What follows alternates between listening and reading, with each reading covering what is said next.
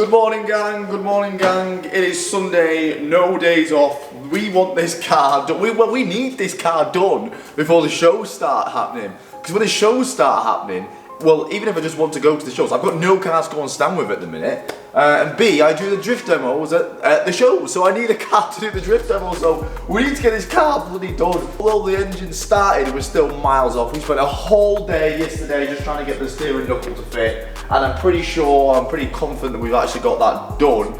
We've got tons more jobs to do on the car, so we're just gonna literally just crack on. So, first of all, we need to get the subframe off. First of all, we need to actually get a belt to the front of this car. Now, if you remember, we actually did some personalisation. We removed a load of stuff, removed the aircon, we've removed the power steering. We've had to make our own alternator bracket, which some people said it's not going to work, but I'm going to send it anyway. What I'll do is we've got to basically measure up to order a belt. So string would be ideal for this, but I can't find any. So I'm just going to use some electrical wire, and we're just going to run it around where the belt would go, and then measure that, and then order a belt. 111. Now it should say on the old belt what actually, okay, so it's 6PK 2228, so that's the length. So we need a 6PK 1111. Now we've got to get the rear subframe off the car, and I should have thought about this before I took the engine out, and the car's basically all the way against the wall, but it is what it is, we'll have enough room. We've got to get the rear subframe off for a few reasons. Now I thought, this being a BMW, I thought everything would be pretty out the box, good for skidding. I was totally wrong. I don't know why I thought, this is an old car, I don't know why I thought everything would be fine. It's pretty much like the S13. If you want to do anything, you've got to change everything. Because this is a 318 coupe, I'm scared about that front jack stand. It has come with drum brakes, which are obviously not going to be ideal for us for skidding with the hydro and stuff. I had to order some trailing arms with the discs. They weren't bloody cheap. And I've also realised that I've not got the right diff in here. It's a terrible small case diff, and it's probably going to blow up, but I don't really care about that. When it blows up, we'll deal with it. But also, what I've also realised is there's no camber adjustment on the rear on these. So apparently when you slam them or put them low, it just cambers in way too much and you've got no camber adjustment. And also, apparently the rear arms and the rear subframes on these are weak as shit. So also, I have to get some strengthening done. So we're taking the whole subframe off because we're going to be changing everything. So first of all, we need to be welding this diff. And we've got some new arms coming, and we're going to be taking the subframe to Harry from Gas Shots, and he's going to be welding in some camber adjusting plates and stuff. So let's get this damn thing off. Here's the subframe underneath the car. Apparently that is a small diff. I looked at the tag yesterday, it's got a 4:8 ratio, which is super short. Oh my god, my Mustang had like a 327. And then when you do like the short gears in a Mustang to make it feel really fast, you put 410 gears in. This has got 428, so this is like a super short ratio diff, so it's gonna feel fast as shit down low, I'm not gonna lie. But my worry is that I might be changing gears all the time, especially with the diesel gearbox over there. I don't know how they're gonna work together, but it's gonna be hilarious. One bad thing about these subframes and these diffs, they've only got one mounting bracket for the diff at the back, and that's called a single ear. Apparently you can do a twin ear thing when you change this back plate, and then you've got to weld something else in it. It's all long-winded. We're just going to get the car driving first before we do anything like that. But what we have got are some new trailing arms. So this is the trailing arm, and obviously this is a drum brake, so we're going to get rid of all that. And we've got them and thicker drive shafts. They're coming. They weren't cheap. But first of all, and we've got some custom coilovers from Gaz as well, which I can't wait to put on, like proper Gaz gold twin adjustables, full track spec coilover. So they're going to be going on, and then Harry's going to be doing some cool shit with the welding. So let's get this subframe off. I don't know if the brake lines are all attached or anything like that, but I think they've literally just been cut in the middle of the car. So I'm going to see what we need to get off, and let's get it off. So the rear brake lines were surprisingly all intact, which is going to be good when we're going to be plumbing in the hydro and putting these arms on. And honestly, I have never ever worked on a car where the brake lines have come off so easy. I'm so excited. Now the handbrake cables are still on the car as well. We're definitely not going to need these. I don't even think these are going to work with the calipers. So if in doubt, get the bloody grinder out. Now there's one 19mm bolt holding the strut on. Now right now the E30 has a spring and a strut setup where we're going to be converting it to a true coilover, meaning the coilover is going to be round the strut. This is why we need to strengthen the arms, because the car isn't meant to take load on the hub there. Then there's one 19mm nut and bolt holding the diff in, and there's a 22mm bolt holding the subframe into the car. Wow, that was loud. Oh, jeez! Oh my god! I'm gonna clean that off, I think. I don't like the feel of that. Let me clean that off.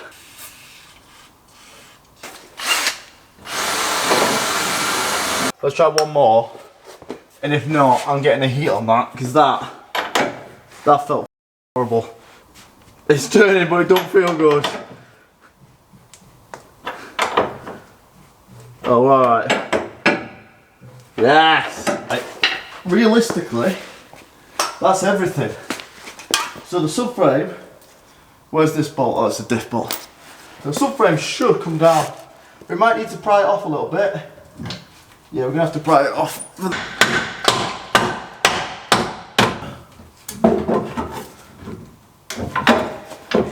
Bloody on there. What's the fuck, man? Okay, I see. If you come here, see the little metal bracket? It's a little metal bracket, goes over the Bosch and then bolts to the frame of the car, which is a bit annoying because that's exactly where we put the jack stands. So I'm going to have to jack it up, take these off, and then it'll come off. I think these were bolts maybe one time in their life. These might have been bolts, but right now, they're not bolts, my guy. I think Gordon might be coming out here, boys. See, it's weird because look, like they're definitely riv nuts. Like that's a riv nut on that side. Oh, it's a riv nut in the plate. Ah, right. Well, we definitely don't want to cut them off then. The chassis is really good as well, other than that little bit there, which the underseals just come off. But like, look how good this subframe, condition of subframes and everything. Man, this is a clean car, man. Anyway, I'm going to try and get them off because I think it'll be easier. Because obviously we want to save this plate, and if we cut it, because it's a riv nut on this side, we're going to have to then drill it out and do all kind of fucking stupid shit. So let's try and get it out. Let's just try a 13. Nope.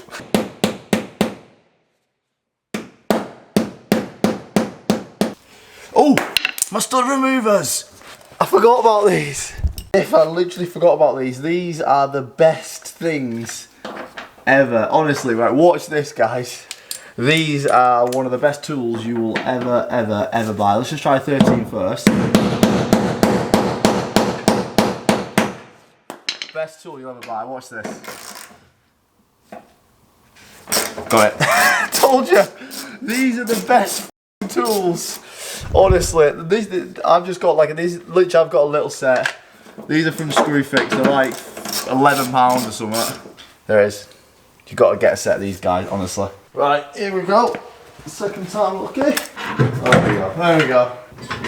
This side's still being a bit.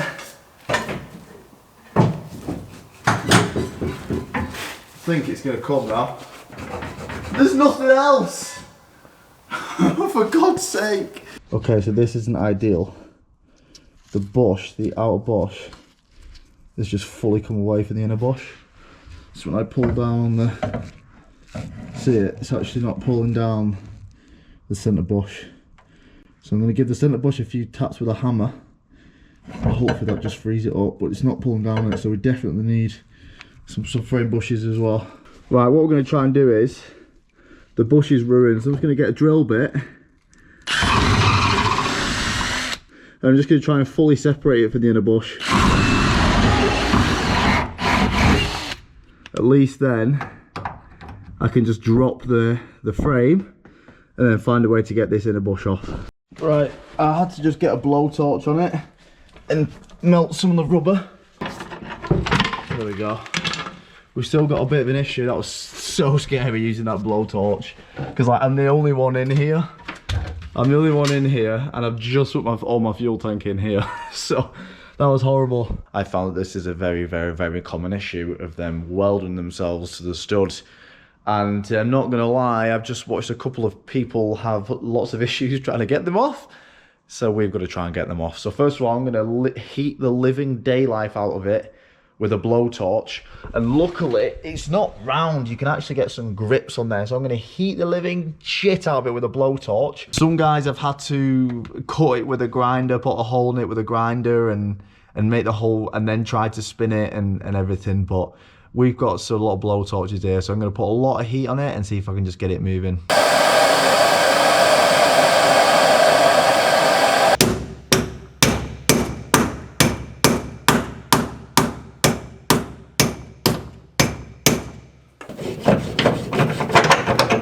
Easy, mate. Oh, that's hot. Easy.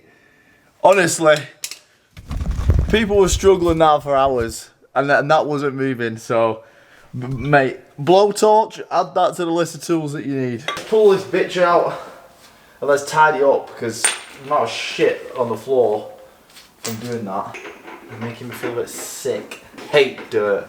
I've become such a fucking princess now we've got a unit. I'm sweeping up every 5 minutes. Who wants these lowering springs and lowering spring kit, let me know. Very good price for you. Okay, so Harry told me to keep this washer. It's a good job because I just threw it in the bin.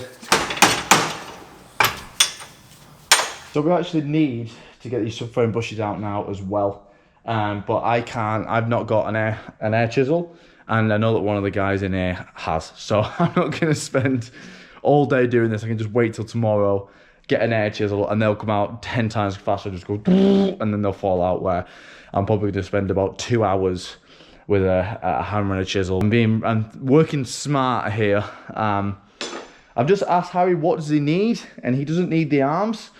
He just needs the actual subframe. So what we're going to do is we're going to take off the arms because they're going to be going in the bin.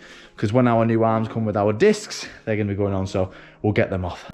Now, our new arms actually come with new drive shafts, so considering it's all just one unit, it's easier just to pull a drive shaft off with the arm. I'm pretty sure these were a spline, maybe a spline 60 or something like that, but I had to recruit a bigger gun to get these off. Now, these two 19mm nuts and bolts holding these arms on, again, they came off super easy. I'm really surprised with this car, to be fair. Now, our new arms don't actually come with any bushes in, so we're going to have to get some poly bushes to insert into them before we can install them. Right, I've brushed up a little bit because it was making me feel sick. So I do actually want to make it a lot nicer in here, paint the floor and get better lighting and things like that. And I have ordered a bit more lighting. But we're actually going to move it into that bit there. So that's going to be our bit. We're actually going to be having a change around. That's happening in the next 2 to 3 weeks. So yeah, I can't really do much as the minute because we can't really fully settle down because we're going to be moving into all this bit over here. So we're going to have all this, which is cool, and we're going to board this off as well. So I'm going to paint the floor, but this all needs to be cleaned out. So I'm leaving that for now, and yeah, we're going to try to make it, because obviously I want it to be pretty on camera and things like that, and I want it to be better lighting. So we have ordered some more, but yeah, until then, we're going to be using this bit, but we're going to crack on. So here is the subframe without the arms on. Again, if anybody does want anything that I take off the E30, let me know. I mean, just send me an offer. I don't know how much things are, and I just want rid of them, so I'll probably just say yes to anything. So if anybody does want like the arms, the drive shafts, and anything like that, let me know. That comes to everything that comes off this car. Drop me a message, because if I'm taking it off, I probably don't need it. So anyway, we're going to drain the oil out of this diff because we're going to be welding it, or Harry's going to be welding it. So let's drain it off the back. Now, it's actually good practice to crack your fill plug and make sure you can actually get that off before you drain the oil. Cool, that's fresh. I bloody reused that. Quick, get a jug, we don't have to buy any more oil. Mate, look at that, that's brand new. Now, one of the things I've had for quite a while is the power steering pump. This is a power steering pump from an Astra, and this is an electric power steering pump. So this will mean that we don't need to run a power steering pump off the engine. Less things off the engine, less weight in the front. I don't want to run this in the engine bay because it's going to be too heavy at the front. I want to get as much weight out of the front of the car as possible because the V8 is just so damn fucking big. And also space as well. So we're going to run it inside the car. We're going to try to put a 50-50 weight distribution as best we can. I'm not going to be too anal about it, but it'll help when we can. So this is the power steering pump and Astra. I've been worried about, I've been figuring out where to mount this, and I was going to mount it here and like make some brackets and things like that and weld some brackets onto the floor. But this actually already has some screws at the back. The only problem is that they're angled, so I can't really put it onto the flat wall like that. But it's got one over here, and if we put it like this, we can drill a hole through there. That the metal there is angled, so we can just literally put a bolt or a nut through the other side. Okay, so that's pretty solid now with 2 in, but when I'm drifting, it's going to do that. So we need to put another one here, but I can just make one little bracket here out of the metal that we've got, and that'll just stop it from rolling around. But that is pretty solid. It's just obviously it's rotating because there's rubber mounts, so we just need to just pull this side down. And we go, so let's make something to do with that. Now, doing builds like this, it really grows your confidence of just making things work and having to make things yourself. There's no blueprint for builds like this, and you definitely can't get on the internet and ask what anybody else has done, because there aren't anybody that's actually done it. But it really does grow your confidence, just realising that you can do things yourself with just things lying around the garage. I'm very grateful that I have got people helping me, especially it comes with the engineering and the fabbing side of things. This is totally new to me doing things like this, and it is quite daunting. If you don't have that engineering mind, it is quite hard to adopt it, but there's only way to get it in the first place, and that's by giving things a go. There we go, power steering pump is in, solid, cool. Now all we've got to do now is just plumb up the wiring. So what we do, we obviously have a ground, which will just go straight to the battery because the battery's there. We have a live, which will just go straight to the battery because the battery's there. And then one of these will be a signal wire, however you want that signal wire to be. Could be at a switch, could be on the ignition, could be on anything really. So we might just put it straight to the ignition, so when we turn the key, the pump comes on. Or we could just put it straight to a switch and we just switch it on and off whenever we want. Probably easy just put it to the ignition. I think what we're going to do is as well, I think it might be a good idea. I was just going to run the fuel pumps to a switch, but I think it's a good idea to just do it to the key. I think that would be a good idea to put it into an ignition wire. Because if you think about it, if we're driving and anything happens and we want to turn the engine off, we want to turn the engine off, but then it's not going to turn the fuel pumps off. So we'll have to come and press the switch as well. So I think safety wise, I think it'd be good to put the fuel pump into an ignition switch and not an actual manual switch. So that is a lot of jobs actually ticked off for the E30s. I was actually quite worried about doing quite a lot of them. They're just like them boring jobs, like we've got to get the subframe out, we've got to do this, we've got to do that, we've got to put the power steering thing in. We're actually pretty damn close, I'm not gonna lie. Like we're literally pretty damn close. I've got a battery sorted, so we've got like a racing battery over there.